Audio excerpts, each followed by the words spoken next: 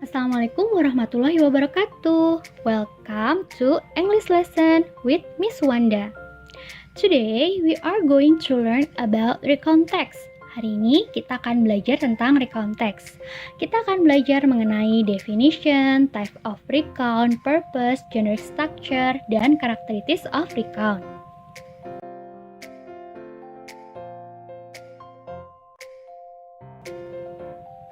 But before we start our lesson, please remember how to learn with this video. Bagaimana belajar melalui video ini? Yang pertama, watch the video until the end. Tonton video ini sampai habis ya. Lalu yang kedua, note the important things. Catat setiap hal yang penting agar kalian lebih mudah untuk mengingatnya kembali. Dan yang ketiga, do the exercise. Kerjakan latihan tugasnya. Kalau sudah, let's start our video.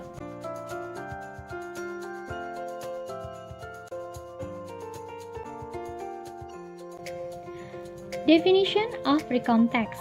Definisi dari recontext. Recontext is a detailed description of event that occur in the past in chronological order. Atau teks recount adalah penjelasan secara rinci tentang peristiwa yang terjadi di masa lampau dalam urutan kronologis, atau bisa dikatakan recontext adalah teks yang menceritakan kembali tentang sesuatu yang telah terjadi di masa lampau, baik kejadian yang menyenangkan ataupun tidak menyenangkan.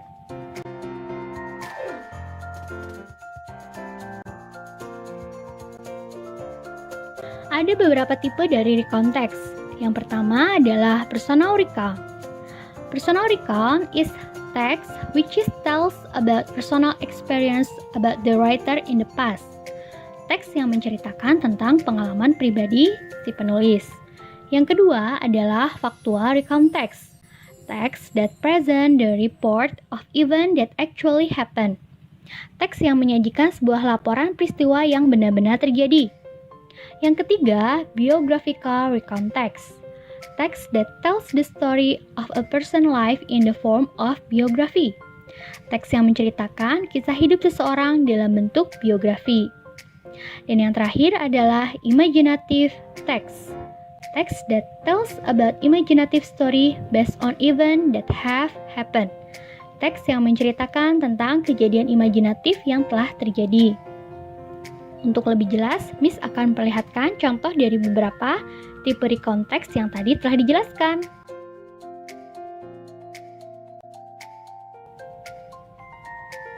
Yang pertama, contoh dari personal recount itu adalah kegiatan liburan, seperti vacation in Bali atau trip to the zoo, atau mungkin pengalaman pribadi lainnya, seperti memasak bersama, menonton film di bioskop.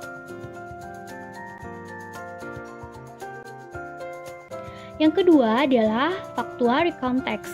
Teks yang menceritakan tentang kejadian yang benar-benar terjadi di masa lampau, seperti cerita musibah kebanjiran yang kemarin sempat kita alami atau kejadian letusan gunung berapi. Itu contoh factual recount text.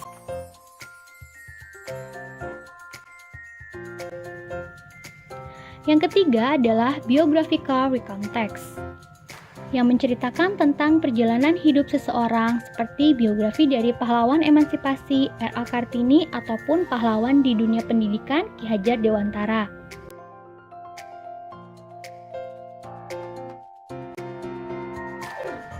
Dan yang terakhir adalah imaginative recount text, yaitu teks yang menyajikan cerita imajinatif berdasarkan kejadian yang telah terjadi. Misalnya, kalian mimpi dan kalian menceritakan kembali mimpi kalian itu.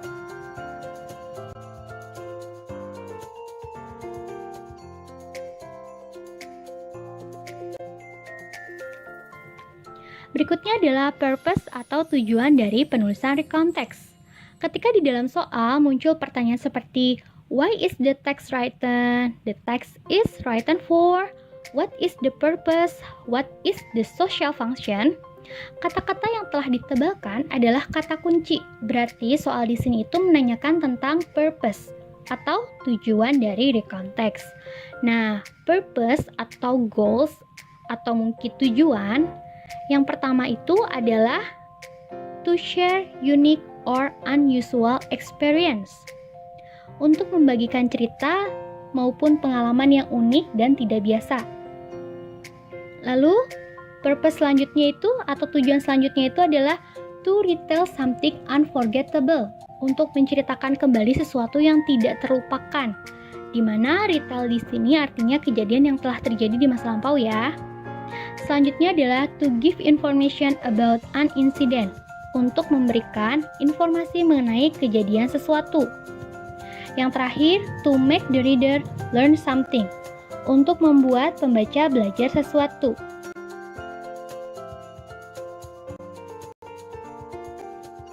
Berikutnya, generic structure. Yang pertama adalah orientation. It gives the reader the background information needed to understand the text, such as who was involved, where it happened, and when it happened. Orientation memberikan informasi kepada pembaca tentang latar belakang yang diperlukan untuk memahami teks, seperti siapa yang terlibat, di mana itu terjadi, dan kapan kejadian itu terjadi. Yang kedua adalah event. Event, a series of event, ordered in chronological sequence. Event ialah serangkaian peristiwa yang diurutkan dalam urutan kronologi. Yang ketiga adalah reorientation. Reorientation is a personal comment about the event or what happened in the end. Atau reorientation adalah komentar pribadi tentang kejadian atau apa yang terjadi di akhir.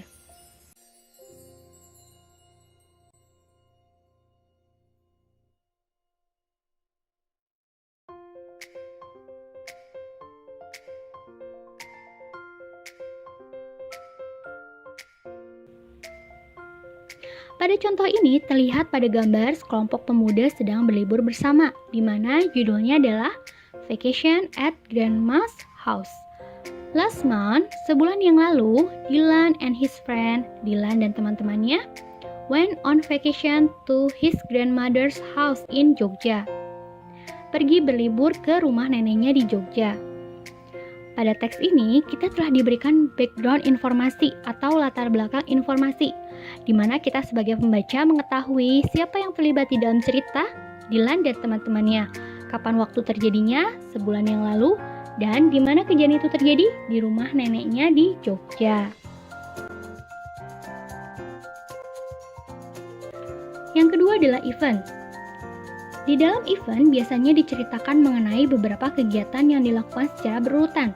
Misalnya, dari cerita si Dylan, kita bisa tahu mereka menghabiskan waktu liburannya dengan berbelanja di supermarket, head shop at supermarket, bermain di kolam renang umum, play in the pool, menghabiskan sore hari di Parangtritis, spend the afternoon in the Parangtritis Beach. Jadi di dalam event itu biasanya lebih dari satu kegiatan yang diceritakan oleh penulis.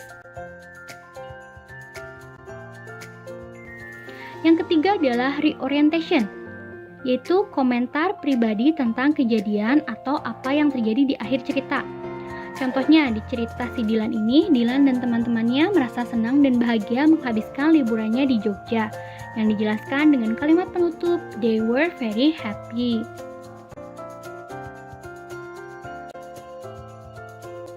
Selanjutnya adalah characteristics of recount, terdiri dari point of view. Point of view ini adalah mengenai sudut pandang cerita atau siapa yang menceritakan cerita di dalam teks, or who is telling or narrating a story. Biasanya point of view ini dilihat dari first point of view. First point of view adalah sudut pandang narator atau penulis, di mana narator atau penulis menceritakan kisahnya sendiri, yaitu biasanya digunakan kata saya atau I. Yang kedua adalah third point of view, sudut pandang orang ketiga. Contohnya, di dalam cerita biasanya menggunakan he, she, or them, di mana penulis menceritakan cerita orang lain. Yang kedua adalah karakteristik past verb, penggunaan kata kerja lampau. In a real context, the activity or event happened or already finished, so we use past verb. Di dalam real context, kejadian atau aktivitas telah terjadi, jadi biasanya kita menggunakan kata kerja lampau. Yang ketiga adalah time connective voice, penghubung waktu untuk menghubungkan satu kejadian dengan kejadian lainnya. Biasanya kita menggunakan kata first, then, after that, finally, dan lainnya. Nah, berikut Miss akan memberikan contoh recount beserta karakteristik dan generic structure-nya.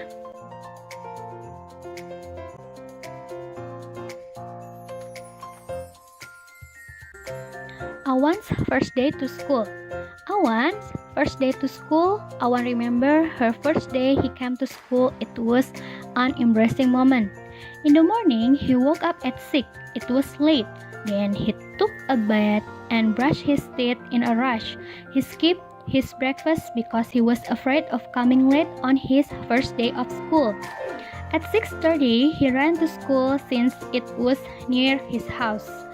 At 6:45, he was in front of his school, but he saw no one except Pa Dahlan, the school security. After that, Pa Dahlan asked, "What are you doing on this Sunday morning?" Later, Awan realized that he came to school one day earlier.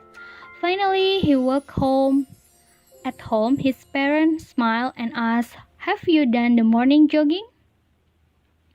Nah, dari cerita si Awan tadi, kita bisa tahu ya, jadi si Awan ini mengingat pengalaman pertama dia ke sekolah itu adalah pengalaman yang memalukan, embarrassing moment. Jadi dia bangun terlambat, lalu dia terburu-buru mandi dan menggosok gigi, melewatkan sarapannya. Skip his breakfast itu adalah melewatkan sarapan ya. Lalu saat sampai di sekolah, ternyata yang dia temui itu adalah penjaga sekolah. Dan penjaga sekolahnya itu bertanya, "Mengapa kamu datang di hari Minggu pagi?" Dan akhirnya Awan menyadari bahwa dia datang ke sekolah lebih awal 1 hari.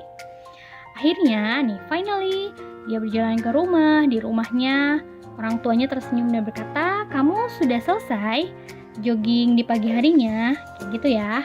Nah, dari cerita ini, kita bisa melihat orientation-nya itu di mana? Ya, orientation-nya itu ada di first paragraph, ada di paragraf pertama. Di mana di sini, Awan first day to school, Awan remember his first day he came to school. It was an embarrassing moment. Di sini udah diceritain ya. Siapa yang ada di dalam cerita? Awan. Di mana kejadiannya? Di sekolah. Kayak gitu. Nah, lalu Ivan di sini tuh yang tadi setelah Miss contohkan ya, ada beberapa kejadian yang terjadi di dalam Ivan.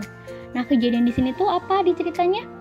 Ya, di sini dari kejadian saat Awan bangun pada pukul 6.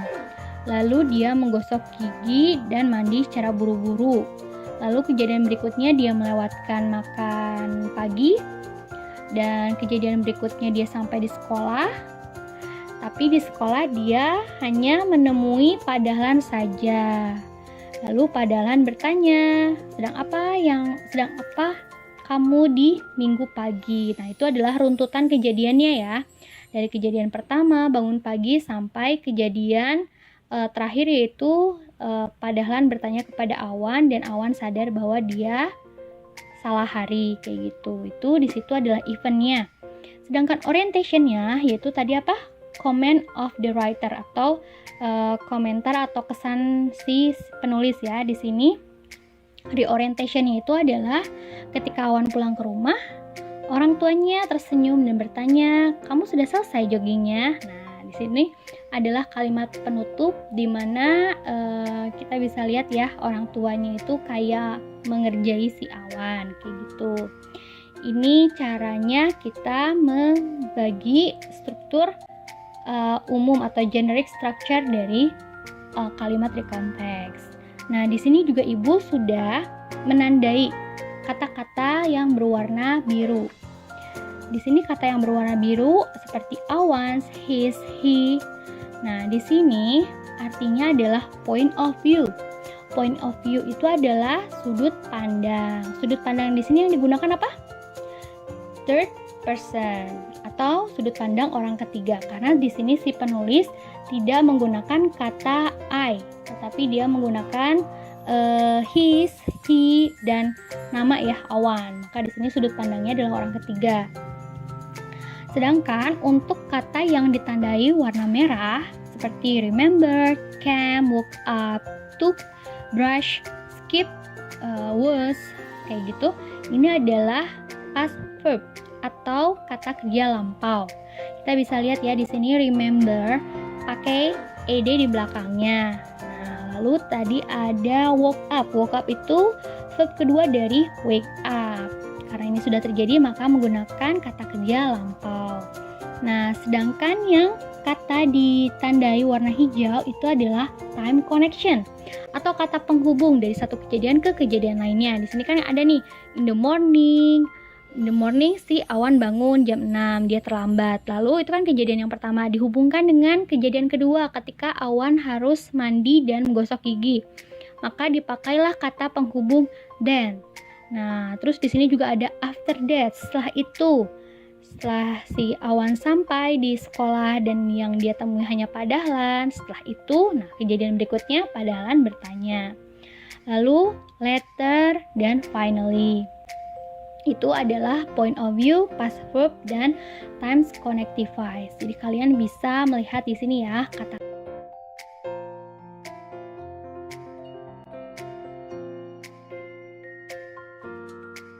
Nah, selanjutnya Ibu akan memperlihatkan. Di sini ada tabel di mana terbagi menjadi dua, present verb dan past verb.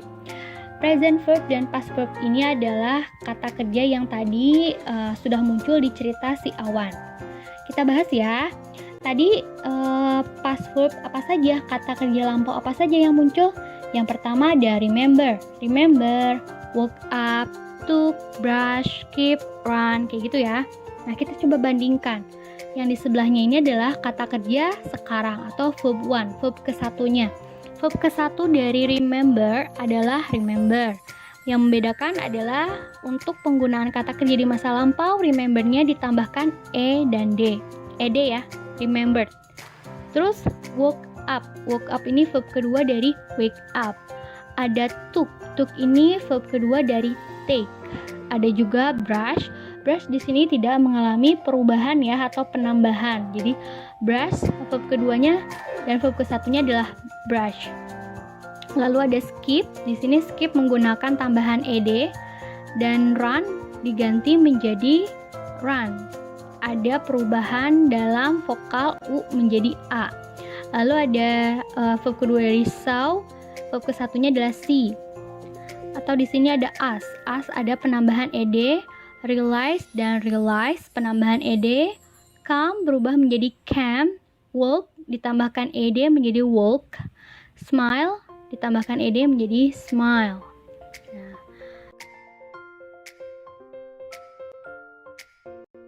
Berikutnya, let's practice. Ayo kita berlatih. Di sini Miss akan berikan tugas kepada kalian untuk buat sebuah text recount.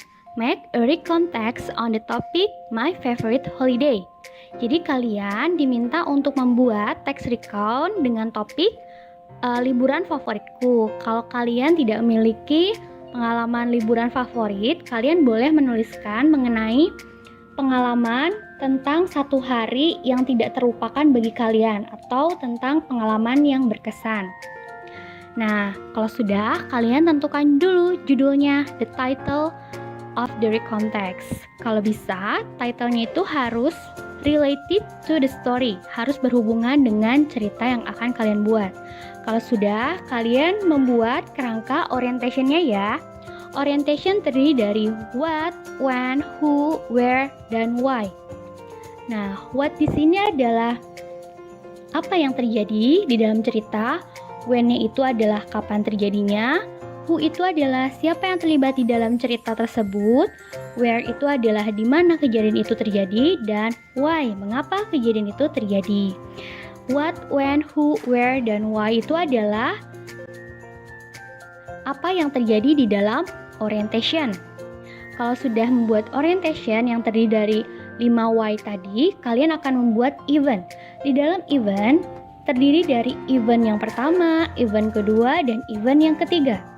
Jadi di event itu kalian runtutkan atau make a chronological order berdasarkan kronologis urutannya dari kegiatan yang pertama, kedua, ataupun yang ketiga. Kalau sudah membuat event, kalian akan buat reorientation. Reorientation adalah comment about the writer, atau komen tentang si penulis, bagaimana dia perasaannya terhadap cerita yang dia ceritakan. How do you feel? Bagaimana perasaan si penulis? Apakah dia merasa senang, sedih, lelah, ataupun malu ya? Nah, itu tadi adalah reorientation. Jadi kalian sebelum buat recontext, kalian tentukan dulu kerangkanya. Selamat mengerjakan.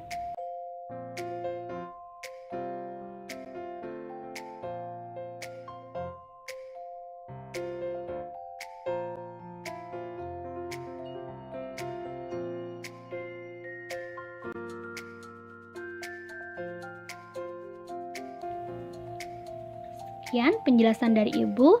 Thanks, see you in the next lesson. Bye-bye.